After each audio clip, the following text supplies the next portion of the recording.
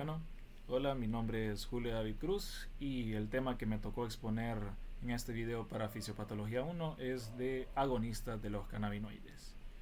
Y bueno, para entender este tema y hablar de él vamos a empezar hablando de unos conceptos. Y bueno, el primer concepto va a ser ¿qué son los agonistas de los cannabinoides?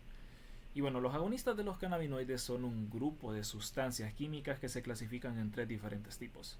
Tenemos los endocannabinoides, en donde vamos a destacar lo que es la anandamida, o por sus siglas llamadas AEA, y también el 2-araglicerol, que también se le conoce como 2-AG por sus siglas. Estas son sustancias producidas endógenamente por el cuerpo. Luego tenemos fitocannabinoides, que son sustancias exógenas que ya proceden de lo que es el cannabis o la planta, que puede llegar a ser la cannabis sativa o la cannabis indica. Aquí vamos a destacar dos principales sustancias, que van a ser el tetrahidrocannabinol, o popularmente conocido como el THC, y el cannabidiol, o también conocido como CBD. Y bueno, luego tenemos los cannabinoides sintéticos, que son fabricados artificialmente en laboratorios para usos farmacológicos. Y bueno, estos actúan de manera distinta sobre el sistema endocannabinoide endógeno. Y hablando del sistema endocannabinoide endógeno, vamos a saber que este es un sistema endógeno y modulador que está compuesto por dos diferentes receptores principales, que vamos a hablar de ellos, que son los CB1 y los CB2, dos endocannabinoides principales, que son el AEA y el 2-AG, que era lo que estábamos hablando, y varias enzimas metabólicas y transportadores endocannabinoides de membrana, que son los EMT. Y bueno, en este caso, el sistema endocannabinoide principalmente participa en lo que es la homeostasis o la regulación de diferentes procesos fisiológicos, como lo puede llegar a ser el dolor, el apetito, el sueño, estado de ánimo, la memoria y en cierta manera la respuesta inmunológica y otras funciones vitales del cuerpo. Y bueno, hablando del mecanismo de acción de los agonistas cannabinoides, vamos a hablar de que vamos a dividirlos en dos, entre los endocannabinoides y los fitocannabinoides. Pero principalmente hablando de los endocannabinoides, estos se sintetizan a partir de fosfolípidos de membrana que contengan ácido araquidónico. Y la síntesis y liberación de estos va a llegar a ser estimulada a través de diferentes cambios, como lo puede ser un aumento en los niveles de calcio intracelulares, y el estrés o estímulos dolorosos o inflamatorios pueden llegar a inducir o estimular la síntesis de estos mismos. Y luego, una vez ya son sintetizados, son liberados al espacio extracelular por la EMT. Y estos activan receptores CB1, que son presinápticos, para inhibir la liberación de lo que son los neurotransmisores y causar su efecto. Y bueno, una vez estos ya cumplieron con su función, estos son internalizados de nuevo a lo que es la célula. Y una vez dentro de la célula se pueden metabolizar por medio de otras diferentes enzimas. Y bueno, hablando de fitocannabinoides y cannabinoides sintéticos, estos pueden llegar a ser ingeridos o inhalados e incluso metidos por vía parenteral en el cuerpo humano. Estos van a, por lo general, metabolizarse en otros lados. Se metabolizan principalmente en hígado, como es el caso del THC, o en tracto gastrointestinal, como es el caso del CBD. Estos cruzan la barrera hematoencefálica y se unen a los receptores CB1 y CB2 para crear el efecto que crean. Y bueno, y luego siguen prácticamente la misma línea que los endocannabinoides al metabolizarse o en el mecanismo de acción.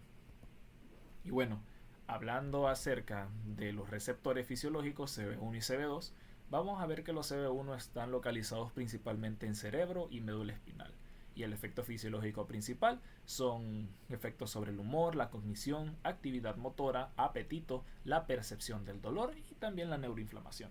Mientras que en el CB2 vamos a encontrarlos en zonas más periféricas. Por lo general vamos a verlos en sistema inmune, sistema hematopoyético y tejido adiposo.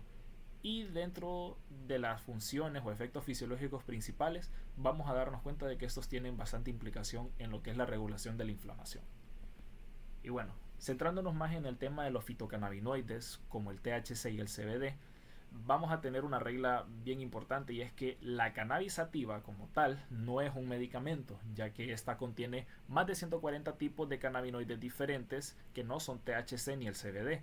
Pero sí, los más abundantes son el THC y el CBD de estos. Sin embargo, estos otros 140 tipos no tienen ninguna relevancia o alguna función o sus funciones pueden llegar a ser exacerbantes, así que son más los efectos adversos que puede llegar a tener más que los beneficios por esta cantidad súper concentrada de otros cannabinoides. Y bueno, hablando ya específicamente del THC, es un agonista parcial CB1 y este se asocia principalmente al efecto psicoactivo de los endocannabinoides, bueno, de los cannabinoides, que es la analgesia, la sedación, el efecto de euforia. Y en este caso es un agonista parcial de CB2 también, el THC, por lo que también presenta un papel en la inflamación, en la regulación de la inflamación, pero es muy leve. Realmente no es tan fuerte como lo que es su participación con el CB1. En el caso del CBD es diferente, no activa directamente los receptores CB1, pero es un agonista inverso de CB2. Eso significa que sí va a producir efectos como los anticonvulsivantes, ansiolíticos, antipsicóticos y antiinflamatorios.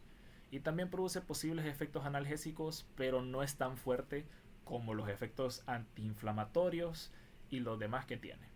Entonces, aquí en la tabla podemos observar un poco acerca de cómo es que estos actúan con receptores. Si nos damos cuenta, el THC es un agonista bien potente de alta afinidad del CB1, que es lo que causa los efectos que causa, de euforia y demás. Sin embargo, el CBD no es tan fuerte por el CB1 como el THC. Sin embargo, luego tenemos que el CB2 sí es mucho más afín a lo que es el CBD más que el THC. Y mientras nos damos cuenta que el CBD sí tiene otros tipos de receptores a los cuales este interactúa, mientras que el THC solamente va a interactuar con los CB1 y los CB2. Y bueno, hablando también de características farmacodinámicas del THC y el CBD, vamos a caracterizar el THC por un modelo de tétrada. Esto quiere decir que son las 4 acciones que este va a principalmente presentar en la farmacodinámica, que va a ser la hipolocomoción, la hipotermia, la cataplexia y la analgesia. Mientras que el CBD no va a afectar tal vez funciones cognitivas o motoras o de la temperatura, porque tiene una baja afinidad por el CB1. Pero como es agonista inverso del CB2, va a producir efectos antiinflamatorios e incluso puede reducir los efectos psiquiátricos del THC porque tiene efectos sobre muchas otras dianas y tiene un espectro de actividad bastante amplio. Como estábamos hablando, el CBD tiene más afinidad por muchos más receptores que el THC, que solo se limita a los receptores CB1 y CB2. Y bueno,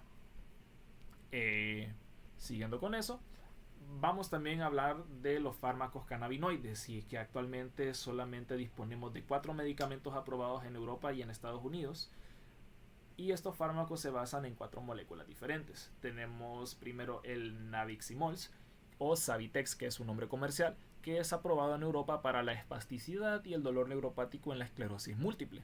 Luego tenemos el Droanibol, o que se le conoce como Marinol o Sindros comercialmente, que este está aprobado por la FDA, principalmente para la pérdida de apetitos del SIDA, para tratar las náuseas y vómitos en quimioterapias, y también está en desarrollo actual para la neuropatía de la esclerosis múltiple. Y bueno, luego tenemos el cannabidiol, que es el Epiloidex, que está aprobado en Europa, principalmente para trastornos epilépticos y también para tratar dolor en la esclerosis compleja. Y bueno, y finalmente tenemos la Nabilona o Sesamet, que comercialmente se le conoce, que también está aprobado para náuseas y vómitos en quimioterapia y está en desarrollo con el dolor neuropático y crónico.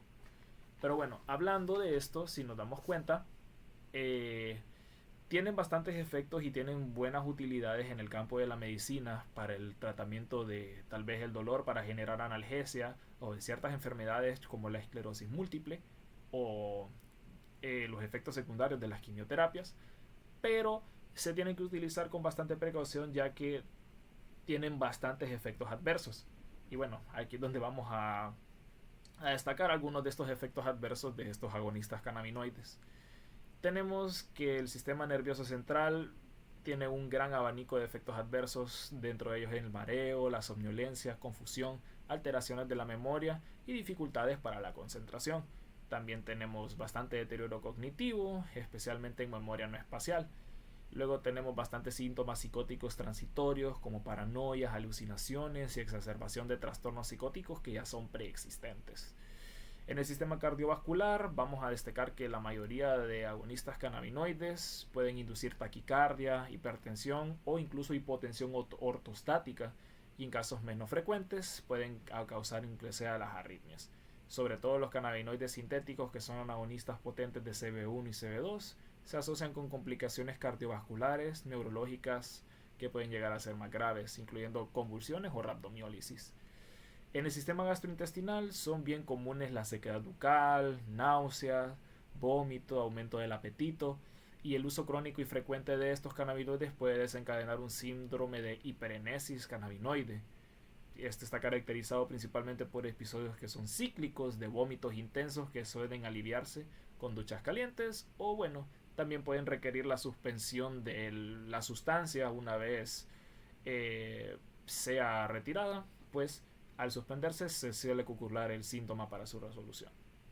Y bueno, luego los efectos más potentes se van por los efectos psiquiátricos y de dependencia, que el uso prolongado de estos no es sorpresa de que pueden llevar al desarrollo de un trastorno de consumo por cannabis, tolerancia y dependencia. También se ha documentado un mayor riesgo de depresión, ansiedad, de manía, y especialmente en poblaciones que son vulnerables a este tipo de fármacos o sustancias. Y luego tenemos otros efectos adversos, que en el caso de los que son receptores de CB1 podemos destacar debilidad muscular, aumento de la espasticidad y convulsiones. Y entre los que son sintéticos y agonistas de los receptores CB2 podemos destacar que pueden dar alteraciones hepáticas, y en casos mucho más raros pueden haber complicaciones hematológicas o inmunológicas. Así que bueno, dicho esto, es brevemente podemos darnos cuenta de que mientras ya sea, bueno, que los cannabinoides sí tienen efectos positivos y sí tienen un cierto nivel de utilidad en el manejo del dolor o en el manejo de la sintomatología de ciertas enfermedades o tratamientos o procedimientos médicos. Sin embargo, deben de utilizarse con cierta precaución, debido a que suelen llegar a ser bastantes los efectos secundarios que estos llevan consigo. Así que, bueno, sin más preámbulo, pues estas son las referencias utilizadas. Las voy a dejar abajo en el video para que puedan ser revisadas. Y sin nada más que decir, pues bueno, eso sería todo. Bueno, muchas gracias.